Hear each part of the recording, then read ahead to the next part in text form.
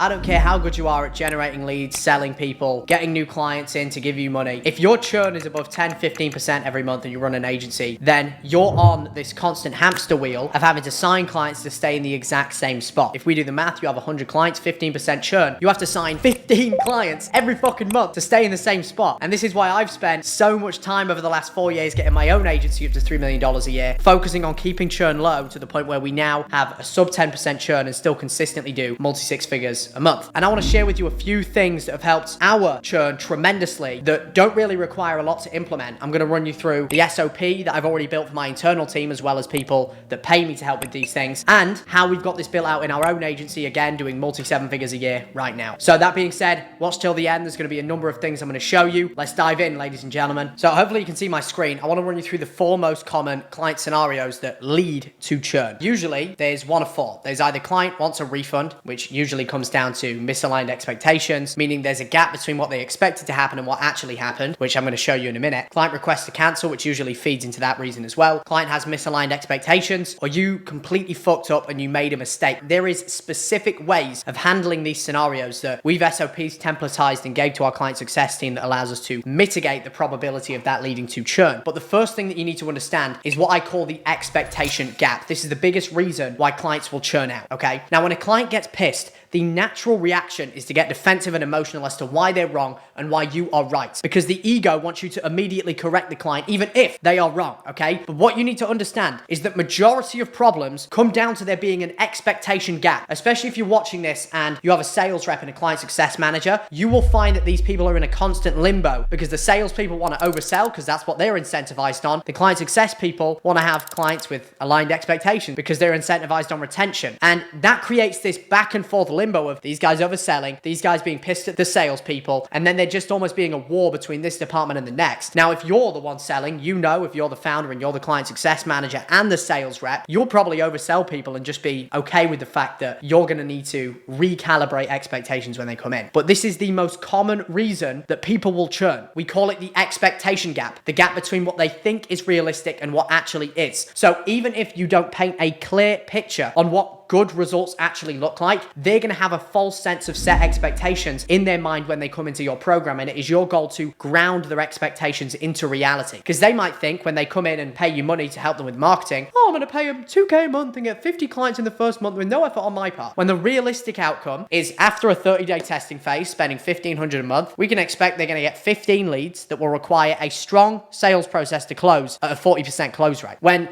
their perceived reality does not match the actual reality, that creates misalignment, okay, between what they think is realistic and what actually is realistic, which a lot of the time turns into them being pissed off. And your job as the founder or the client success manager or the sales rep is to realign their expectations and ground them into reality. Because when a client comes in expecting this and they receive this, even though this is standard or this may even be above the standard, if their expectation is here and there is a negative expectation gap, they will churn, okay? They will always churn. Again, this is why we always want to underset and over-deliver. You probably would have heard of that term. What are the best experiences you've had in your life? My guess is, and I know for me, it's been those things where I go in, I don't have high expectations, and it's just incredible. I used to be a degenerate back in the day, in the old British days when I was in the UK going out getting drunk every weekend. And the best nights out that I ever went on were the ones where I would go out with very low expectations. It was completely unplanned. You know, we decided to go on like an hour's notice. And the night ended up being incredible. Why was that? Because my expectation was here so low because we didn't have anything planned, and it actually exceeded my expectations. That is what we call a positive expectation gap, as you can see here. So in an ideal scenario, we have 3 different lines here. We have above what's realistic, which is usually what the clients have.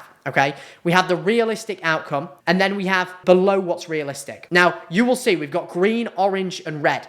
Our goal when a client comes in is to underset, meaning we want them at this green line. If they think they're not going to get any clients from us in the first 30 days, and we get them 5 clients in the first 30 days, even though that's a normal result for other clients, they're going to be over the moon because we have underset and over-delivered, okay? The result that you get is not graded based on what is realistic. It's graded based on what the client's expectation and perception of what realistic is, in which you can help to create for the prospect or for the client. okay? So again, if expectations come down, meaning they expect this and they have to come down to this, that is a negative expectation gap. And that leads to one of these four scenarios, which is clients wanting refunds, wanting to cancel, having misaligned expectations, or you made a mistake, you fucked up and they end up churning, okay? Or refunding. If there is a positive expectation gap, meaning you underset, they have very grounded expectations, which you were responsible for creating, and you get them a realistic outcome, but because they are down here, you've created a positive expectation gap and it's drove up, they will be very happy, okay? So again, we always want to focus on getting clients as close to the green as possible, because if we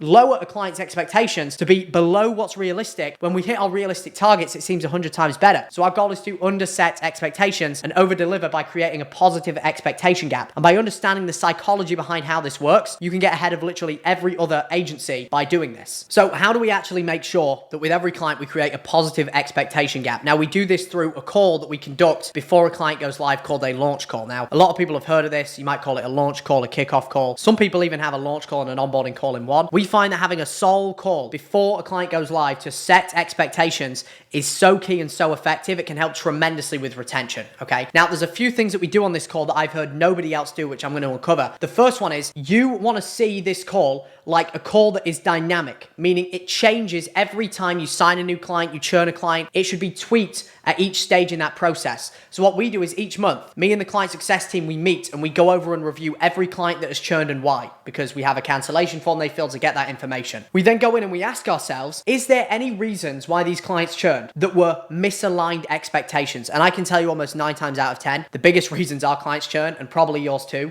is misaligned expectations. They can't close the leads because they're low quality. They're struggling to call the leads. They realize that they're not going to get results in the first week. All of these things are pretty realistic and normal results, but most people might diagnose that as being a fulfillment issue. We know that is a expectations issue. Based on working with hundreds of clients and spending millions of dollars, we know what is realistic and what is not, okay? So point being, anytime that we hit a misaligned objection that ends up having us churn a client, we address that now for future clients on the launch call. So to give you an example of that, we had a number of clients, and we have this slide here going over like, here's how we remind you of the appointments that we book on your behalf. So we have a done-for-you agency where we call our clients leads, we book their appointments, we take a deposit, and we tell them, look, we actually had a client churn because we were booking their leads, sending out appointment reminders, and then the client was also sending out appointment reminders, and in turn, the leads we were booking were getting really pissed. So we added on here as a result, make sure right now you turn off any reminders you send for just the first appointment, okay? Because otherwise leads will get mad. Another example is we had a client churn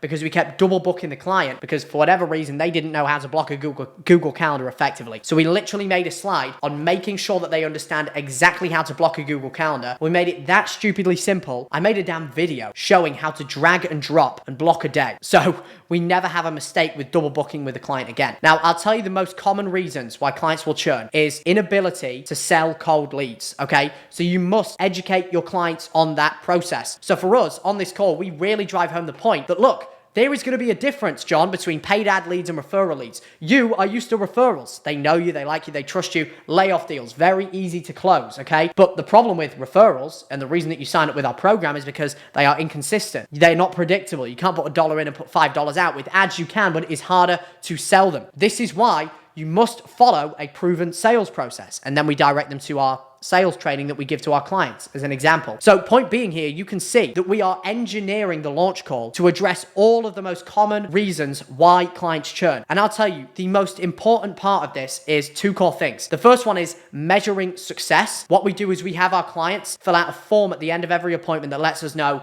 if they closed, why didn't they close, what was the quality of the lead. So we can identify if the client's having sales issue or it's genuinely a lead quality issue. Otherwise, we just have no idea. Okay, that's the first one. The second one is, again, grounding their expectations in reality, because most clients come in with expectations up here. If we don't reset their expectation before they go live, they're going to have a very hard time, and the probability of them churning in the first 90 days is a lot higher. So the way that we do this is we show clients tangibly what good results look like, which, by the way, this whole launch call process, this sheet here where we reverse numbers, all of this you can get access to inside of License and Scale, where I help other agencies go from 0 to 100 to 200K a month. You can check the link below this video if you want access. So what we do here when new clients come in is we set projections with them. So what we can do in our industry is we can put in, okay, we've decided, John, we're running a $199 front end offer on ads.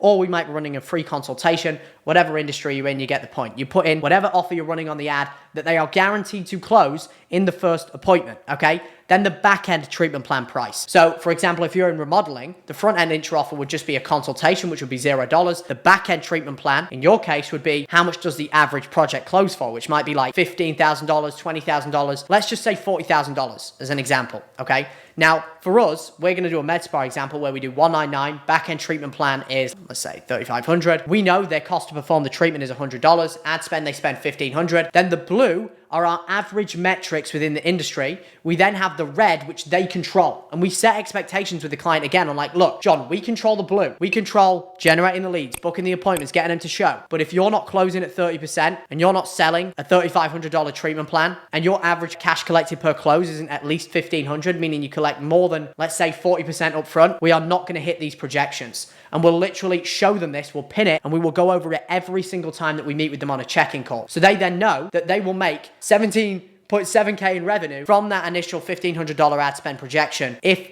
all of these numbers are to be true. And then all we do on every single check-in call moving forward is we fill out the currents, okay? We go in each week with the client success team, we fill out how much they spent on ads, how many leads they've got, what their close rate is, so we can identify the constraint and fix the constraint. And you can see here, in each of these boxes, we have all of the levers that we can pull to solve that problem. So for example, if we know that our problem is the schedule rates, we know the levers that we can pull are speed to lead. Is their agency that they're running right now onshore, offshore? Like all of these levers that we can look at to identify where the constraint is, okay? Now again, this is a constant reiteration process. I wish it was a case of us just grounding the client's expectations into reality, that being the end of it, and them never having a complaint again. We oftentimes have to replay sections of the launch call, have to re-go over sections in the presentation.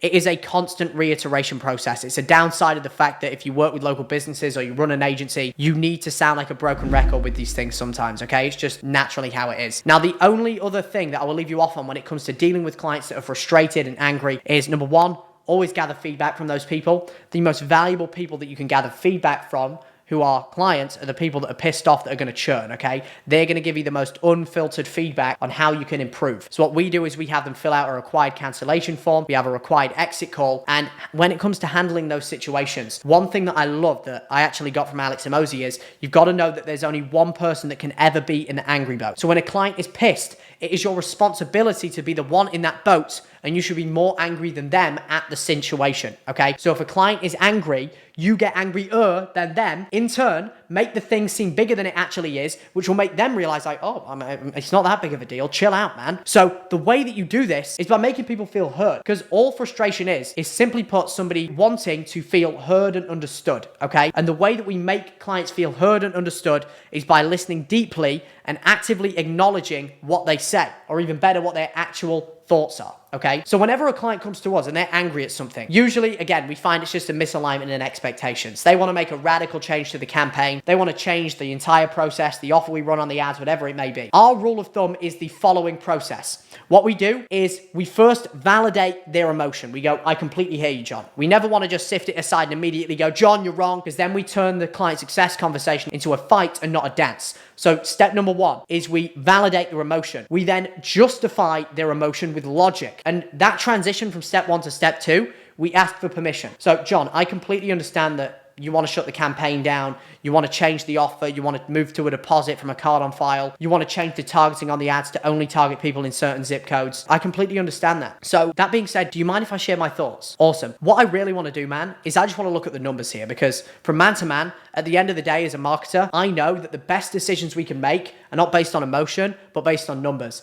And I don't want to prematurely make this decision if the data shows us otherwise. Does that make sense? Awesome. So is it cool if we just pull up the numbers here and look at where the constraint is? And then we validate their emotion with logic. We'll look at the cost per lead, the cost per booking, the schedule rate, the show rate, the cost per acquisition, all of these numbers that go into getting a client an ROI. A lot of the time, we'll find it's untrue. And when we look at the numbers and we find that their complaint, the reason behind them being in the angry boat is untrue, we'll just reset expectations with them. It's very hard to argue with data. If they are right, we will then assign the relevant solution to solve that problem. So for example, if their cost per lead is too high, are we running enough creatives? Are we operating in a creative surplus? Are we testing enough different types of targeting? Have we tested a landing page against a lead form? Have we tested a squeeze page with just the application form instead of having all the other information on the page, okay? So I hope that helps with how you can reduce churn with some very quick, easy levers that you can pull to do so. And again, that's just a tiny snapshot of one piece of the puzzle that's helped us maintain a sub 10% churn while managing over 100 active high-ticket clients. So again, if you want any of the sheets, the tools, the SOPs that I've shown in this video, plus hundreds of others, you can take a look below this video. There is a link that you can click to get access to my systems that help me scale up to 250K a month. It's also helped Callum go from 25K to 100K, Sam get to 100K, Peter get to 127K. You get the point. The proof is in the pudding, and I look forward to seeing you then.